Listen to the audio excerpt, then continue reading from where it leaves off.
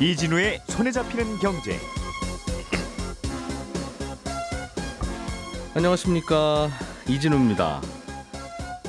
재건축 아파트의 입주권을 받기 위해서 상가 하나를 사서 여러 명이 쪼개서 지분을 나눠 갖는 일명 상가 지분 쪼개기 방지 법안이 국회를 통과했습니다. 산유국의 감산을 주도하면서 국제유가를 올리려고 노력해온 사우디아라비아가 돌연 원유 판매 가격을 낮췄습니다. 이래저래 국제유가 변동성이 위아래 양방향으로 좀 커지는 분위기입니다. 어제부터 시작된 주택담보대출 비대면 갈아타기 대환대출 서비스의 시장 반응 잠깐 살펴보겠고요. 아울러서 워크아웃 개시를 하루 앞둔 태영건설의 자구안과 관련한 시장 반응도 자세히 좀 들여다보겠습니다. 1월 10일 수요일 손에 잡히는 경제 시작합니다.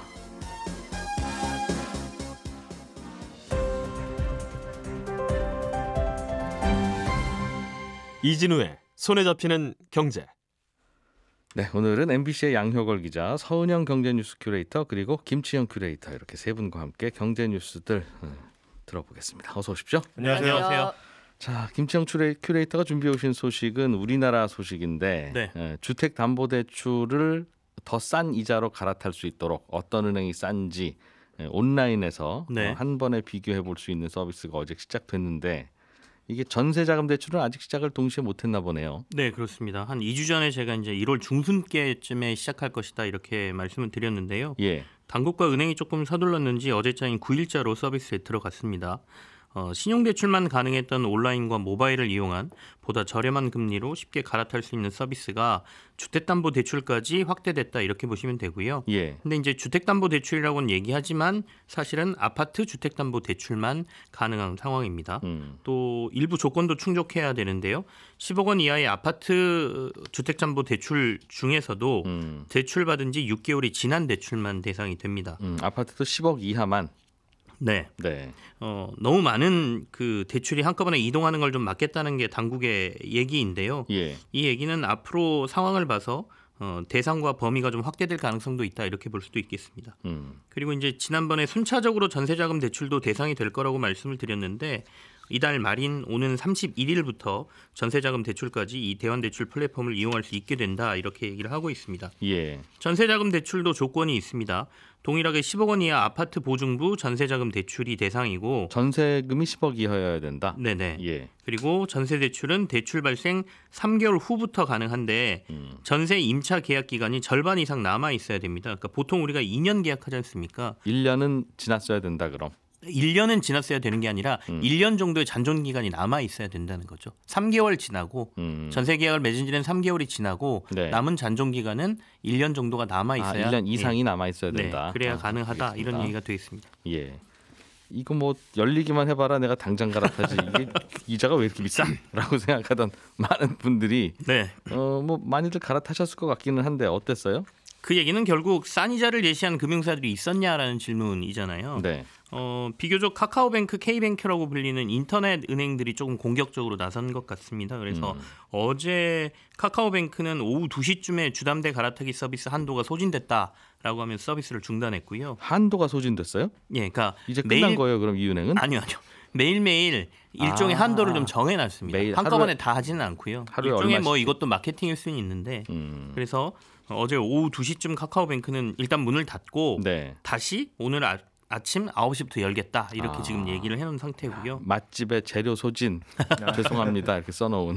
네, 한없이 대출을 내줄 수 없는 게 또 은행들의 사정이니까 그래서 조회 건수 같은 게 전월 일평균 거래보다 2배 이상 몰렸다. 수요가 너무 몰려서 회사 측에서 조절에 나선 것이다 이렇게 카카오뱅크는 설명을 했고요. K뱅크 역시 대출 조회가 평소보다 3배 이상 증가해서 2, 3일 내에 월간 한도가 다 소진될 수도 있다라는 얘기가 좀 나오고 있습니다. 그래서 금리가 어느 정도 되냐 이렇게 봤더니 혼합금리, 그러니까 일정 기간 고정금리 이후에 6개월마다 변동금리로 전환되는 상품을 기준으로 보면 예. 카카오뱅크는 주담대 최저가가 지금 연 3.49%, 예. K뱅크가 연 3.65%여서 지금 시중은행 주택담보대출 평균금리가 4에서 6% 선이거든요. 네. 그렇게 보면 뭐 1%포인트 정도 더 싸게 이동할 수 있는 상황이라고 볼 수 있겠죠. 같은 조건의 대출인데도 불구하고. 네. 근데 뭐 주요 은행들도 지금 대환대출 조회가 꽤 많이 증가하고 있다. 그래서 마케팅에 좀 들어간 상태인데요. 신한은행 같은 경우에는 뭐 이번 주에 한도가 소진될 것 같다라고 얘기하면서 선착순으로 대환대출 서비스 이용하면 뭐 첫 달 이자 얼마 지원하겠다. 뭐 이런 얘기들까지 지금 하고 있습니다. 이번 주에 한도 소진이 예상되는데 판촉 이벤트도 해요? 앞뒤가 안 맞잖아요.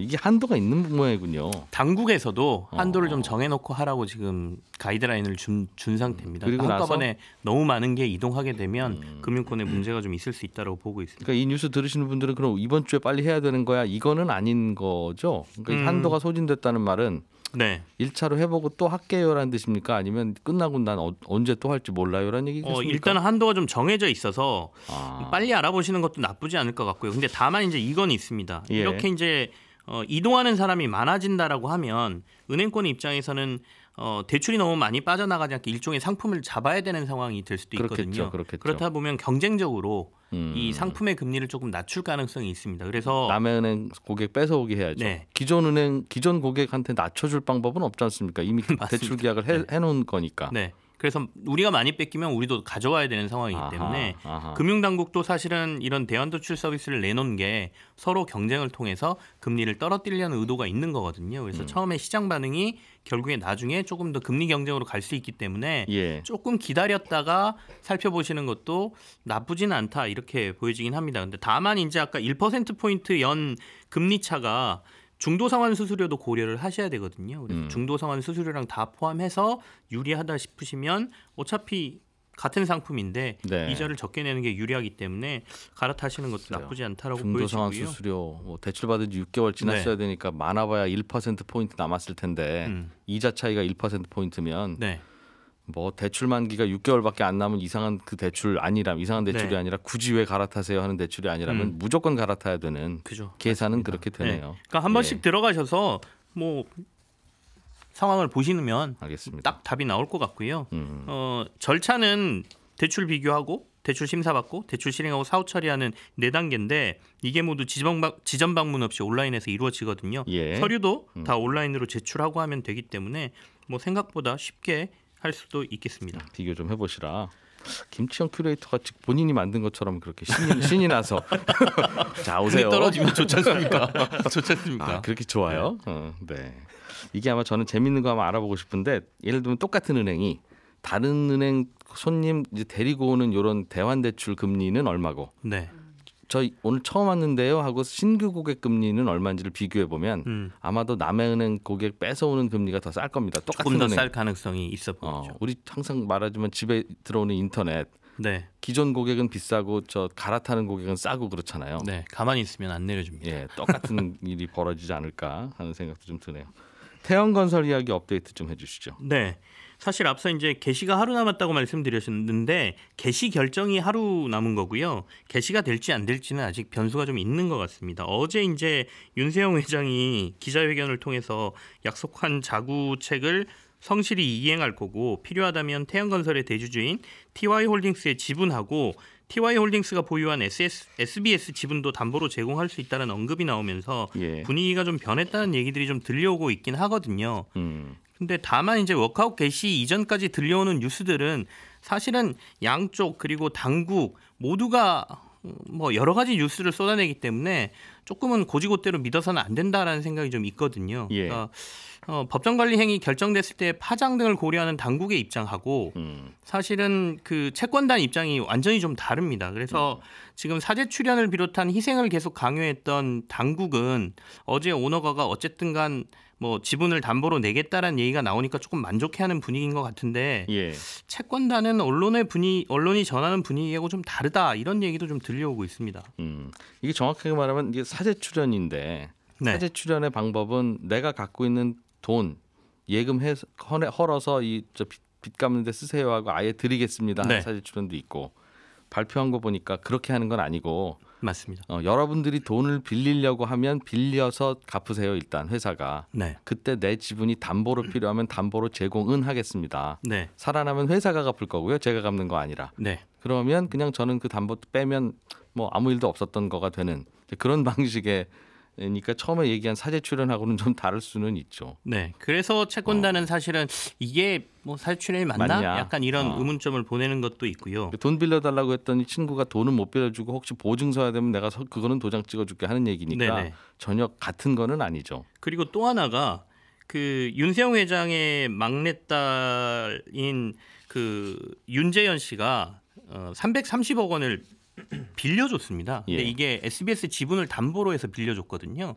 그게 이제 회사가 갖고 있던 SBS 지분을 담보로 담보로 잡고 330억 원 현금을 빌려주는 형태로 이제 돈을 대여를 했는데 이게 또 한 4.6% 연 이자를 주고 대여를 한 거라 예. 굳이 왜 오너 일가에게 이 지분을 담보로 돈을 빌리느냐. 은행권에 나와도 충분히 이 담보로 돈을 빌릴 수 있는데 이게 무슨 사제 출연이냐. 네, 이거는 도리어 나중에 문제 생겼을 때 SBS 지분을 저가에 인수할 수 있는 조건을 만들어준 것 아니냐라는 의견도 지금 있어서 채권단 쪽에서는 약간 불만족하는 경향도 있고요. 두 번째는 이것도 있습니다. 이제 채권단의 75%가 동의를 해야 이게 워크아웃이 개시가 되는데 이 75% 동의가 사실상 쉽지 않다는 얘기도 이번 채권단이 워낙 복잡하게 얽혀 있어서 그런 얘기가 좀 나오거든요. 다른 케이스에서는 오너 일가가 그냥 돈도 넣는데 네. 여기는 넣는 것도 아니고 빌려주면서 심지어 그것도 못 믿어서 회사가 갖고 있는 다른 거 담보로 내놓으세요라고 하니 이게 사제 출연 맞으실까요? 하는 질문이 나온다는 거죠. 그게 이제 앞서 말씀드린 75%라는 게 이게 만약에 채권단이 100개 기관이면 75개 기관이 동의하면 된다 이런 의미가 아니고요. 머릿수로 따지는 게 아니라 채권 금액의 75%가 동의를 해야 되는 거거든요. 그러니까 한 개 회사가 만약에 채권액의 80%를 갖고 있으면 한 개 회사만 동의를 해도 되는데 이번 그 태영건설의 채권단은 뭐 400개 정도의 대출 기관 그리고 특히 이 주채권은행이나 산업은행을 비롯해서 5대 시중은행이 다 합쳐봐야 채권 금액이 30%를 넘질 않습니다. 그렇다 보니까 뭐 증권사부터 시작해서 다른 데들 뭐 20%, 15% 갖고 있는 데들이 얽혀 있거든요. 그렇다 보니까 당국이 주채권은행하고 그 5대 시중은행에 조금 뭐 일종의 동의해주지 이 정도면 이렇게 얘기를 하더라도 나머지 쪽에서 우리는 아닌데라는 분위기가 조금은 있다라는 얘기가 들려와서 오늘 이제 채권단 회의가 있거든요. 오늘 분위기가 굉장히 중요할 것 같고 마지막 날까지 좀 지켜봐야 될 것 같습니다. 삐걱거리고 있기는 한데 이게 어찌 보면 우리나라가 점점 더 민주화되고 있다는 반증이기도 해요. 예전 같으면 당국이 야 사제 출연하시고 이렇게 워크아웃 하시고 뭐 아시죠? 하고 딱 그냥 적 가면 알아서 다 되는 분위기였는데 잠깐 법대로 좀 해봅시다. 손드는 쪽이 양쪽에서 나온다는 건 바뀐 분위기가 좀 전달되는 장면이기도 하네요. 자, 서은영 큐레이터 상가 지분 쪼개기 방지법 이거 통과됐다는데 이게 무슨 법이었죠? 네, 이게 상가 지분 쪼개기라는 게 재건축 단지 상가의 이 지분을 여러 명이 나눠 가져서 분양 자격을 늘리는 일종의 편법입니다. 근데 원칙적으로는 지금 상가 소유주는 새로 짓는 상가만 분양을 받을 수 있지만 조합 정관에 이제 상가 소유주도 주택 입주권을 받을 수 있다. 이 내용 한 줄만 넣으면 상가가 아닌 주택 입주권을 받을 수 있었거든요. 그래서 이 아파트 입주권 누리고 상가 지분 투자하는 사람들이 많아졌고 이제 갑자기 배로 늘어난 조합원 때문에 이 골치를 썩는 재건축 사업단지가 상당히 많았는데 이 조합원 너무 많으니까 합의를 이루기도 어렵고 사업성도 나빠질 수밖에 없는 거예요. 그래서 이번에 통과된 법은 앞으로 상가 지분 쪼개기 투자를 해도 아파트 입주권은 받기 어렵게 만들겠다라는 겁니다. 주요 내용을 좀 살펴보면요. 우선 분양권을 받을 수 있는 권리가 생기는 날이 있습니다. 그러니까 이걸 권리 산정일이라고 하는데 이날까지 상가나 주택 소유자 명단에 들어가 있어요. 우리 배당 받을 때랑 똑같은데요.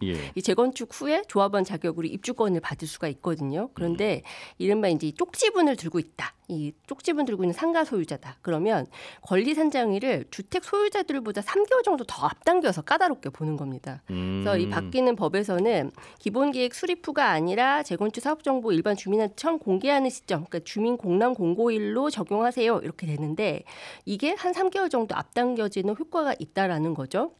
이게 왜 이렇게 바뀌었냐면 주로 이 지분 쪼개기 투자 이루어지는 시점이 주민 공람 공고일 이후 뭔지 한 그 전후로 해서 좀 많이 집중이 되는 모양이에요. 그러니까 이 아파트 재건축합니다라는 분위기가 잡히면 그때 와서 막 쪼개니. 그렇습니다. 그런 거 공고하면 그때부터 3개월 거슬러 올라가서 그때 상가 갖고 있어야 네. 자격 있는 걸로. 맞습니다. 예를 들면 주식으로 치면 9월 말에 주식 들고 있어야 되지 12월 네, 말 주식으로는 안 합니다. 그 얘기네요. 맞습니다. 예. 그래서 이제 이렇게 앞당겨진 권리 산정 시점 이후에 지분 쪼개기로 투자한 사람들은 그럼 어떻게 되느냐? 그러니까 입주권을 받지 못하고요. 대신 소유한 상가 지분의 감정 평가액만큼 현금으로 돌려줍니다. 그러니까 이렇게 되면 이제 지분 쪼개기 투자로 해서 원래는 이제 그 위에 뭐 분양 수익이라도 얻을 수 있으면 참 이제 그 투자 수익을 보고 이제 투자를 하는 건데 예. 이것마저도 사실상 없어지는 거죠.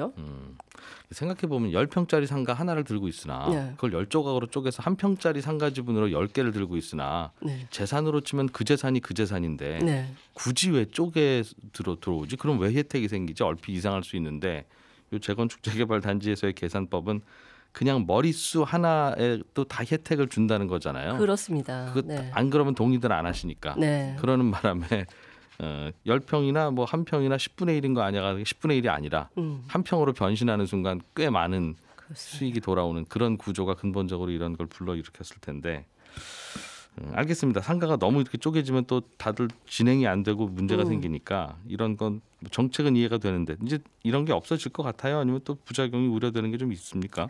이게 일각에서 이제 3개월 앞당기는 걸로는 이게 근본적 해결이 되겠냐 이제 이런 의문들이 좀 나오는데요. 사실 이제 재건축 사업 추진할 가능성이 높은 노후 아파트, 이제 좀 유명한 아파트들은 다들 알고 있잖아요. 그 리스트를. 예. 그래서 이게 일찌감치 좀 상가 지분을 사서 기다리면 되는 거니까 뭐 사실 3개월로 앞당긴다 한들 과연 이게 막아질까? 이제 이런 의문이 있는 거죠. 그래서 대충 낡은 상가 지금 지분 쪼개기 네. 되면 하면 되는 거니까. 그렇습니다. 그래서 일부에서는 이제 상가 소유자는 뭐 상가만 그 주택 입주권이 아니라 상가만 받을 수 있게 한다든지, 뭐 소유한 필지가 너무 작다 이때는 뭐 현금으로만 청산할 수 있게 한다든지, 뭐 소유주가 여러 명이면 이때는 분양권과 의결권은 대표 한 사람만 인정을 한다든지, 뭐 지분 비율대로만 인정해주는 식으로 이제 지분 쪼개기 투자를 원천적으로 좀 차단할 방법이 좀 필요하다 이런 네. 내용들이 포함이 돼야 이 진짜 방지법으로서 효과가 있다 이런 이야기들도 했는데. 이 부분은 결국 반영이 안 되긴 했습니다. 그래서 다만 이번 법안에서는 이제 시도지사가 권리 산정 기준일과 상관없이 이 지역은 뭐 상가 분할 자체가 안 됩니다라고 이제 제안을 걸어놓고 허가를 받으세요. 이렇게 할 수 있는 권한이 좀 생겼거든요. 그래서 예. 지금 서울, 강남, 서초, 양천구 같은 경우에는 이미 지난해 이런 규정 마련해서 시행을 하고 있었는데 좀 지자체가 무슨 권한으로 내 재산을 가지고 이렇게 좌지우지하냐 뭐 이런 반발이 너무 컸어서 있을 수 있죠. 이번에는 좀 권한을 명확히 하는 식으로 좀 법이 정리가 됐습니다. 그렇게 이제 이번 이미 이제 쪼개진 곳들은 이제 좀 시끌시끌할 거고 이게 애초부터 그런데 막기가 어려운 게 재건축 단지 아파트 한 가운데에 상가가 있는 경우도 많아서 네. 상가 있는 이분들은 뭐 그럼 그냥 상가만 받을 수 있게 해드릴게요라고 하면 우리는 그럼 재건축 안 합니다 하고 반대해 버리면 그것만 빼고 재건축할 수도 없고 그렇습니다. 이제 그것 때문에 이제 다 입주권 드릴게요 하고 들여온 건데 어떻게 될지 좀 지켜봐야 되겠어요. 국제유가 얘기로 좀 넘어가 보죠. 양효걸 기자가 준비해 오신 소식인데. 네. 하룻밤에 5%가 빠졌어요. 네, 최근에 이제 국제유가가 하룻밤새 한 5% 가까이 이제 하락을 하기도 했고요. 예. 어젯밤에 이제 소폭 반등하긴 했지만 $70 초반선을 이제 겨우 유지를 하고 있습니다. WTI 기준으로 하락폭도 지금 커지고 있고 원인은 세계 최대 원유 수출국인 이제 사우디아라비아가 2월 원유 수출 가격을 확 낮췄습니다. 그러니까 원래는 사우디가 어떻게 보면 오펙, 그러니까 석유 수출국 기구의 어떤 맏형격으로 이 지난해 말에 생산량을 좀 줄이기로 했었거든요. 그러면 예. 가격을 좀 높게 유지하고 싶어했다는 건데 돌연 태도를 바꾸면서 2월달 이제 원유 수출 가격을 확 낮춘 겁니다. 그래서 이번 그 사우디의 결정이 이제 유가에 영향을 미치고 있다는 분석이 나오고 있습니다. 이유는 뭐래요? 사우디는? 일단은 이게 어떻게 보면 오펙에서 맏형님격이었는데 그 영향력이 잘 미치지 않고 있다라는 이제 해석이 계속 나오거든요. 시쳇말로 이제 말빨이 좀 잘 안 먹히면서 올리려다 포기한 거다 그럼? 네, 이제 감산을 하자라고 했는데 이 따르는 이제 중소 산유국들이 따라오질 않으면서 예. 그러면은 이러다가는 잘못하다가 시장 점유율까지 다 손해를 보겠다. 그러니까 가격을 이제 올리는 거는 포기하고 시장 점유율이라도 지키자 이렇게 결정한 걸로 보이거든요. 근데 예. 여기에 가장 큰 이제 영향을 미친 건 미국이 지난주에 미국 산유량이 거의 하루에 1,300만 배럴이 넘는데 이게 사상 최대치로 뽑아내고 있습니다. 그러니까 미국이 세계 최대 산유국이 됐어요 보니까. 네, 그래서 예. 그것도 처음에는 뭐 환경이다 뭐다 해서 이제 조금씩 줄이는 추세였는데 아예 이제 많이 뽑아내면서 이제 맞불을 놓은 거고요. 그래서 미중 갈등 계속되고 이스라엘 하마스 전쟁 때문에 사실 올라갈 일만 남은 거 아니냐라고 생각을 했었는데 실제로는 또 그렇지는 않다는 거고.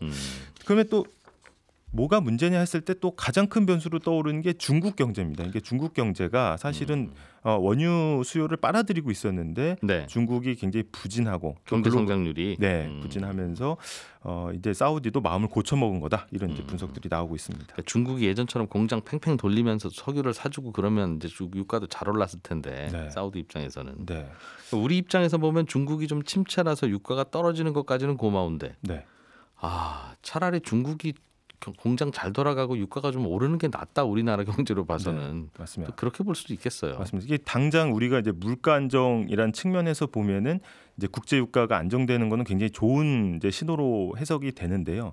근데 또 장기적으로 보면은 중국 경제가 이렇게 서서히 가라앉으면 또 중국 의존도가 높은 우리 입장에서는 굉장히 악재로 다 이게 뭐 해석될 수가 있습니다. 그래서 중국 경제에 대한 전망, 그러니까 올해 전망이 사실은 5% 이하로 추정하는 사례가 계속해서 늘고 있고요. 특히 미국 뉴욕에 있는 한 리서치 기관은 중국 성장률 전망치를 3에서 3.5%로 제시하기도 했습니다. 이게 3%대 나온 건 처음이거든요. 중국이요? 네, 중국이. 그런데 그러면 왜 이렇게 3%대까지도 내려갔느냐 했을 때 이제 가장 크게 드는 게 이제 부동산 부채입니다. 그래서 이 부동산 부채가 너무 많아서 결국은 발목을 잡을 거고 게다가 주요 수출 시장이 이제 선진국 경제 시장인데 선진국도 지금 경기가 안 좋으니까 결국은 수출로 견인도 못할 거다. 라는 이야기들이 나오고 있고 그럼 중국이 부양책을 내야 될 텐데 마땅한 수단이 지금은 없다. 그래서 마지막 남은 카드가 이제 지급 준비율을 낮추는 건데 그거 하나 남고 이거 가지고도 과연 효과가 있겠느냐 이런 이야기도 나오고 있습니다. 그 대출 금리를 낮추면 그걸로 뭐 부동산 투자를 한다든가 무슨 설비 투자를 한다든가 이제 그렇게 해서 경기 좀 살려보자는 뜻일 텐데 부동산은 말씀하신 대로 계속 얼어 있고 수출은 수출대로 안 되면 뭐 대출 받아서 빵을 사 먹을 수도 없고 맞습니다. 대출을 왜 받겠냐 이제 하는 거죠. 금리는 낮아지더라도. 네, 맞습니다.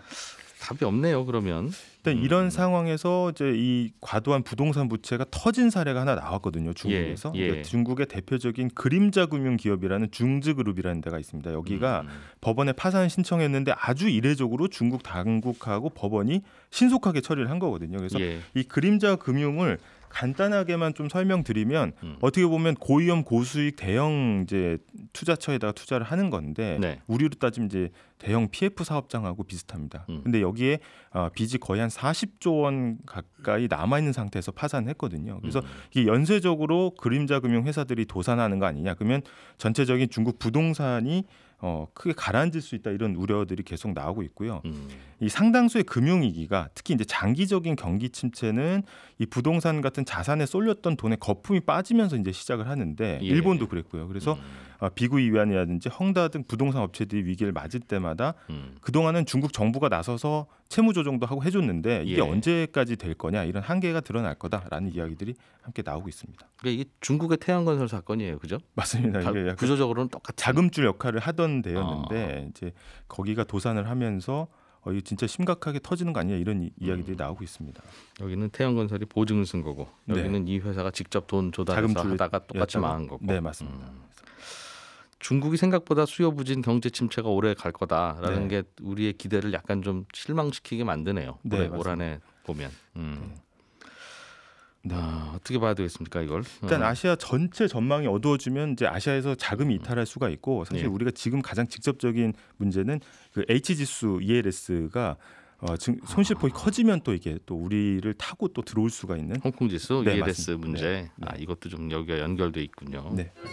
저희는 내일 아침 8시 30분에 다시 모여서 경제 뉴스 전해드리겠습니다. 이진우였습니다. 고맙습니다.